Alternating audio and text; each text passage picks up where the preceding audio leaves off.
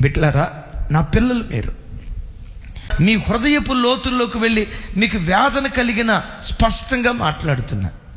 ఆదివారం మందిరానికి వచ్చేటప్పుడు బైబిల్ తీసుకొని వచ్చావు, ప్రైజ్ గాడ్. నీ జీవితంలో ప్రతిరోజు దేవుని వాక్యం చదివిన అలవాటు ఉందా? కనీసం రోజుకొచ్చి కనీసంలో కనీసం ఒక్క అధ్యాయమైనా చదివిన అనుభవం నీకుందా?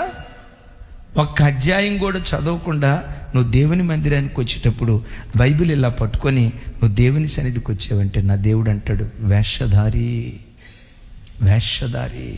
ఎందుకా బైబిల్ చూస్తే మంచి బిడ్డలుగా కనపడుతున్నారుగా, ప్రార్థనా పరులుగా కనపడుతున్నారుగా.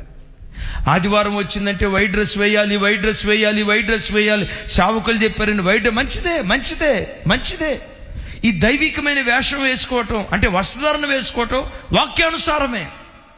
ఇంత తెల్లబట్టలు వేసుకుని ఇంత దేవుని బిడ్డగా లోకానికి కనపడుతున్న నీ జీవితంలో ఒక్క రోజుకొచ్చి పట్టుమని 10 నిమిషాలు మోకరించిన అనుభవం నీకుందా? నేను గంట దాకా వెళ్ళను, గంటన్నర దాకా వెళ్ళను, 2 గంటల దాకా వెళ్ళను. యవన బిడ్డలారా మీరు ఆలోచించండి. పట్టుమని 10 నిమిషాలు మోకరించిన స్థలములో నుంచి లేవకుండా పట్టుమని 10 నిమిషాలు దేవుని సన్నిధిలో ప్రతిదినం మోకరించే అనుభవం ఎంతమందిలో ఉంది? మాటలు చూస్తే ఎంత గొప్ప ఆత్మీయురాలో, ఎంత గొప్ప ఆత్మీయుడో, ఎంత గొప్ప ప్రార్థనా పరుడో, ఇది ఎంత మంచి భక్తి కలిగిన కుటుంబమో అన్నట్లుగా కొన్ని సందర్భాల్లో కొంతమంది పైకి వేషం వేసుకొని ఉంటారు. అంతరంగం అంతా వేషధారణని పులిసిన పిండితో నిండుకొని ఉంటుంది.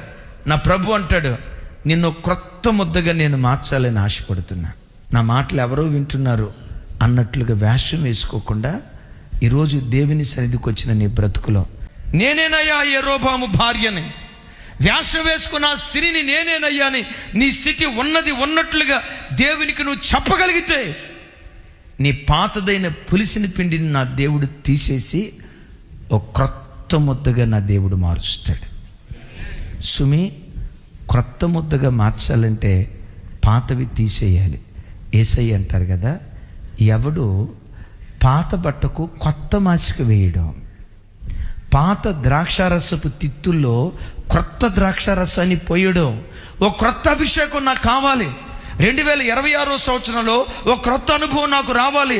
ఒక నూతన అనుభవాల చేత నేను నింపబడాలని నీవు ఆశపడితే ఓ క్రొత్తదైన ద్రాక్షారసం నీలో పోయాలంటే పాత ద్రాక్షారసపు తిత్తుల్లో పోయరు. పాత ద్రాక్షారసపు తిత్తిని తీసేసి ఓ క్రొత్త వ్యక్తిగా దేవుని సన్నిధిలో రూపాంతరం చెందుదువుగాక.